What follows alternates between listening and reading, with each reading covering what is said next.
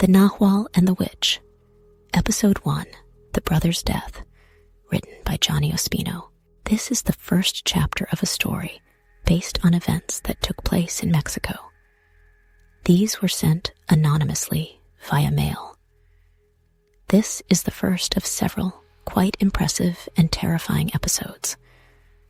Before starting, I want to invite you to give us a like and subscribe to our channel so you can be part of this community. Currently, the term rivalry could be used to refer to two high-performance athletes, writers, movies, or institutions. But in the town where I grew up, there was one between an extremely powerful witch and someone with a lot of potential, who was my father. I want to tell you this because, honestly, I think it's something extraordinary. When I was told everything, I thought it was a tale and speculation. But eventually, I did some research, questioning people who were present, relatives of the deceased, and others. In the end, I discovered that my father was a man totally different from what I had been led to believe. Despite everything, I hope that God gave him what he deserved. This must have happened sometime in the 1970s. I can't say exactly when, because the testimonies differ and contradict each other in many cases. Besides, my father's date of death, it seems, was altered on his tombstone, according to what my mother told me. This was because many people disturbed the grave, and they had to get a new tombstone until they settled on one that didn't correspond with the day of his death.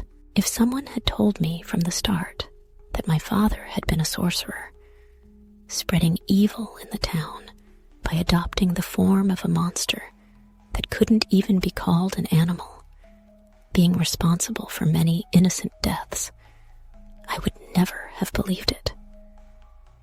Despite everything, my heart never stopped loving him. He was my father, after all. He left this world when I was just 5 years old. I understand that. But I feel that although he was a bad person, he was a good dad. According to what I discovered, my father was always passionate about witchcraft. He began learning when he turned 10 years old. He was very rebellious. He would run away from my grandparents to go to other municipalities and sorcerers to teach him. Sometimes he would take days to return home, and no matter the consequences, he never stopped. He was faithfully committed to the dark arts, and in the end, he not only became an excellent sorcerer, but also a Nahual.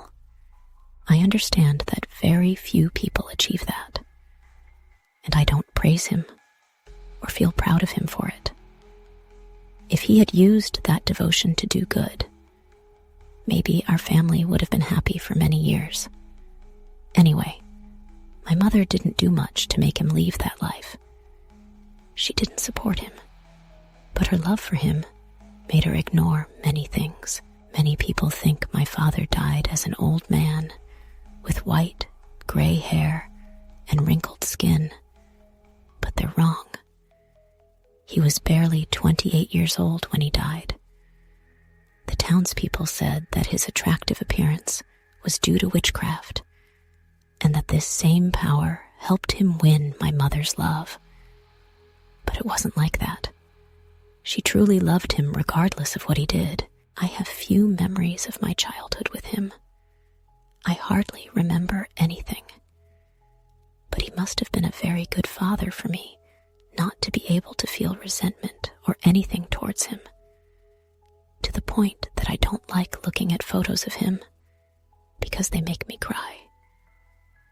I don't understand why that happens, but I never tried to find answers. I doubt it's magic or sorcery that he left active after his death, but anything is possible.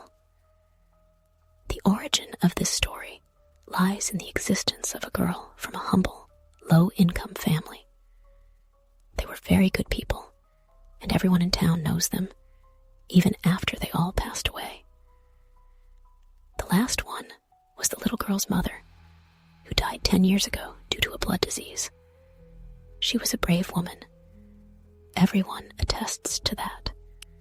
She never abandoned her family, not even in the worst of circumstances. They didn't deserve what happened, and that's something I will never forgive. Neither my father nor the witch. It turns out that little Selena had a very pure soul. According to everyone, she was the closest to God, radiating such a good aura just by her presence. Everyone liked her, and not even the children her age dared to disrespect her or play a mean prank to make her feel bad. At first, everyone felt that having someone like her living in the town was good fortune. But this only piqued the interest of evil people, attracting them. My father was the first to decide that the sacrifice of this little girl would give him everything he wanted. I never understood what kind of witchcraft he was practicing, or if he simply had a beastly appetite as a Nahual and wanted a feast. According to what I could investigate, up until that moment, he had only limited himself to eating livestock from the ranches surrounding the town. He had never dared to go after a human until he met the little girl.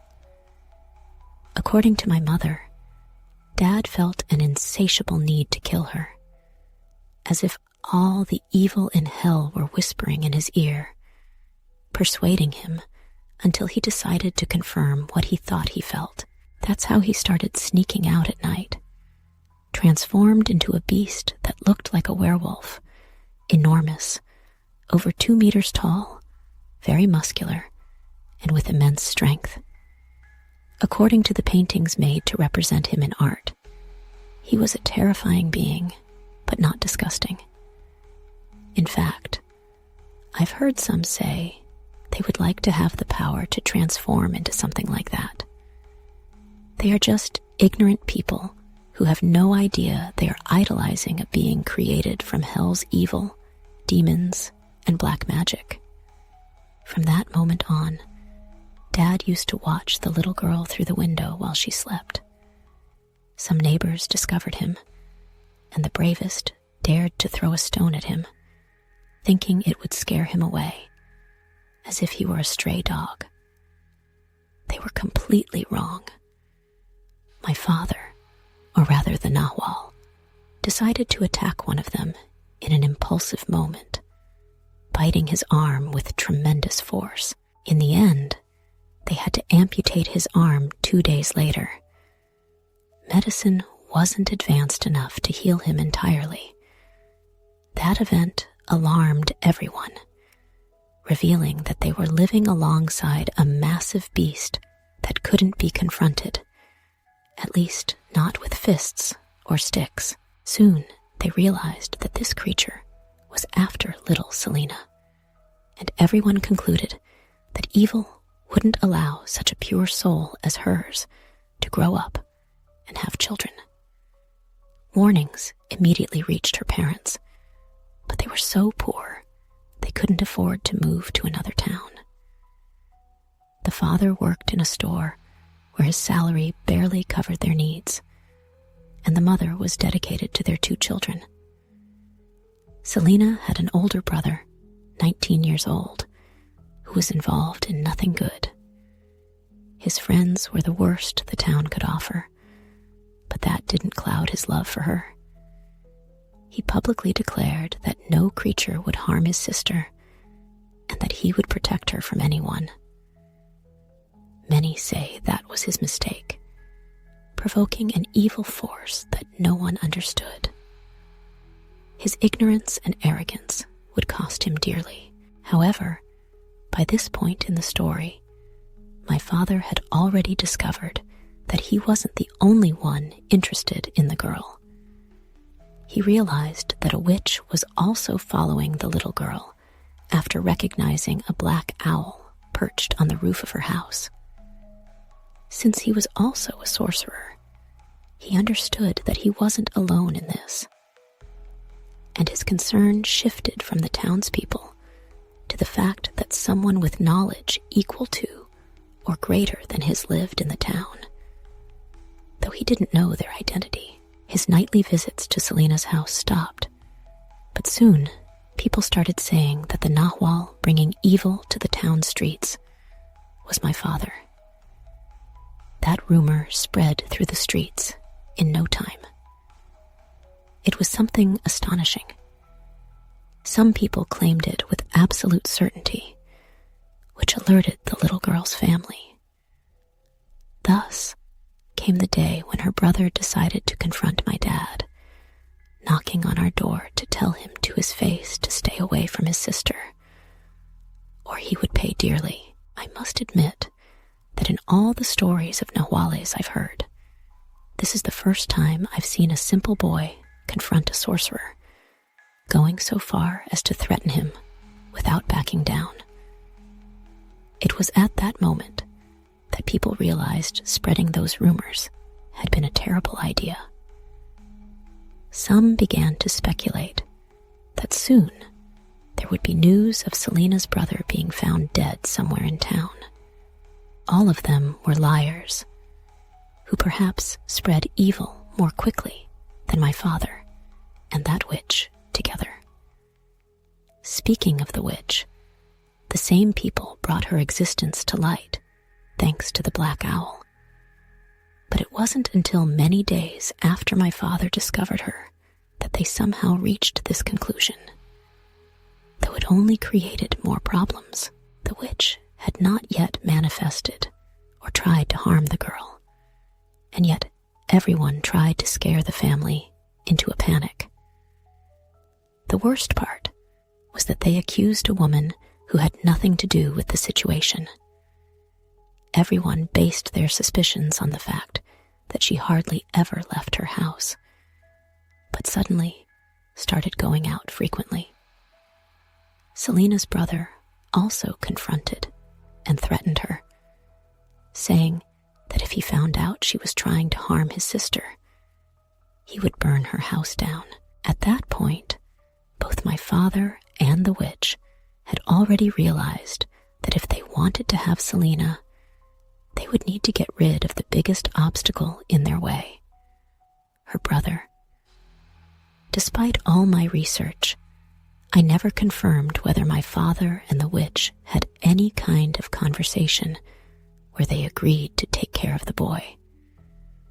They didn't know each other's identities, but some people claimed that they saw each other on the street, suspecting one another of who they really were. One could say it was the townspeople who sealed Selena's brother's fate.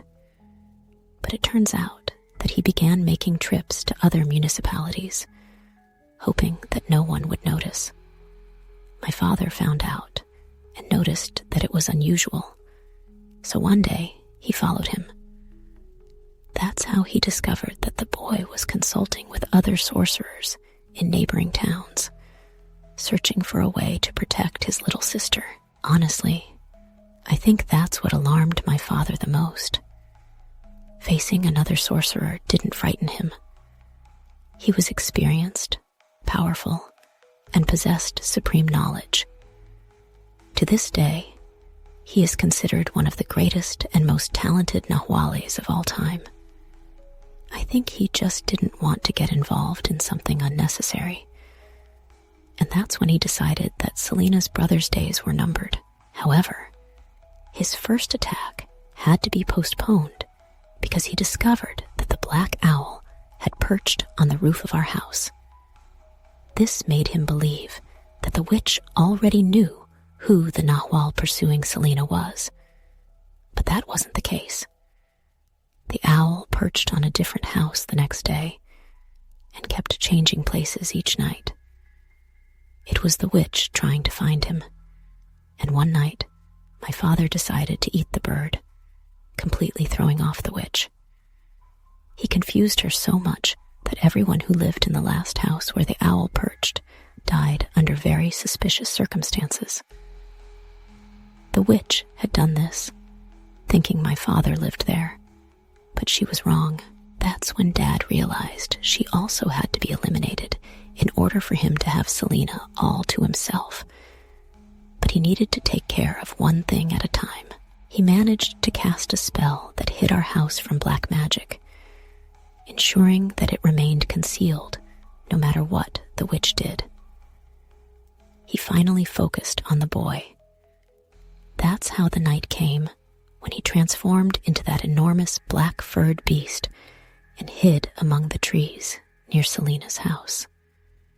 Her brother returned late because he was at the ranch of one of his friend's fathers. He never imagined that the greatest danger of all was stalking him, waiting to harm and kill him. It's impossible that by this point in the story, my mother hadn't realized anything. And the worst part is that she didn't even try to stop him or make him see reason. People told her to leave him, saying she was too kind and good to be the wife of such an evil man. But she paid no attention to them whatsoever. In fact, I dare say she helped him in some ways, though I could never prove it, not even by her own words. She kept telling me that she played deaf and dumb to everything my father did, but I didn't believe a word of it. She must have played some role, but I never uncovered what it was. When Selena's brother finally appeared in the distance, my father watched him say goodbye to his friends, walking just a little further to reach his house. What he didn't know was that a beast over 2 meters tall would leap from the branches and knock him to the ground. They both rolled on the ground, but the Nahual's strength was superior in every way. He stood up much quicker and lunged at his victim again, delivering a grave wound to his leg, which made the boy scream in pain and agony, overwhelmed by the beast. Just when the final blow was about to land, the one that would kill him, some ranchers who had heard everything arrived and shot my father in one of his legs or paws, forcing him to flee. He could have killed all 3 men, but he wanted to avoid making an even bigger scene. That shot forced him to stay hidden for days. Word spread throughout the town that the beast stalking Selena had been wounded, and so they would know who he really was by finding out who had a similar gunshot wound. I admit, it was impressive how people deduced it was a Nahual, even though my father left no signs. That's the great mystery of this story, or at least one I could never solve. It was as if a third party existed, informing someone about what was happening, and this person would spread rumors to replace the truth. Suspicion of my father grew because of his absence from the streets. In fact, there was an occasion when a mob gathered at our doorstep, demanding he come out and show his leg, but luckily, he wasn't there at the time. As things were, they concluded that if he could walk, then he wasn't the Nahual, unless he was hiding somewhere else, according to what others murmured. The truth is that my father had noticed a strange necklace around Selena's brother's neck, and through sorcery, he was able to trace the sorcerer who gave it to him. The necklace's purpose was to protect him, and because of it, my father found it difficult to kill him as quickly as he wanted. That night, the sorcerer who gave the necklace perished at my father's hands. I don't want to describe the conditions in which the body was found.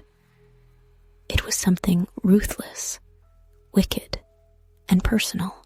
By then, the witch had entered the rivalry and cast a curse on Selena's brother. The necklace that had protected him lost its power since the sorcerer who gave it to him was gone, and he could no longer defend himself. The curse brought upon him a degenerative illness that eventually confined him to a bed, making it difficult for him to move as it consumed him from the inside. The witch's next move was to use black magic to steal little Selena's soul.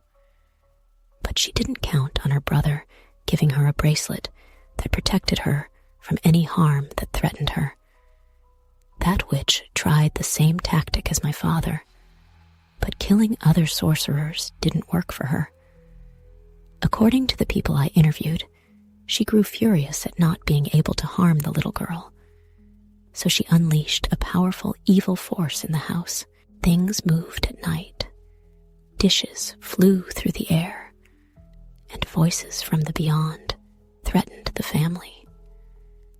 The father and mother were harmed, but Selena couldn't be touched.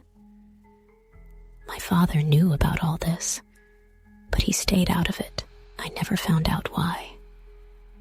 I don't know if he was focused on finding the witch or waiting for the illness to claim Selena's brother's life, but he decided to take a brief break while that woman wreaked havoc.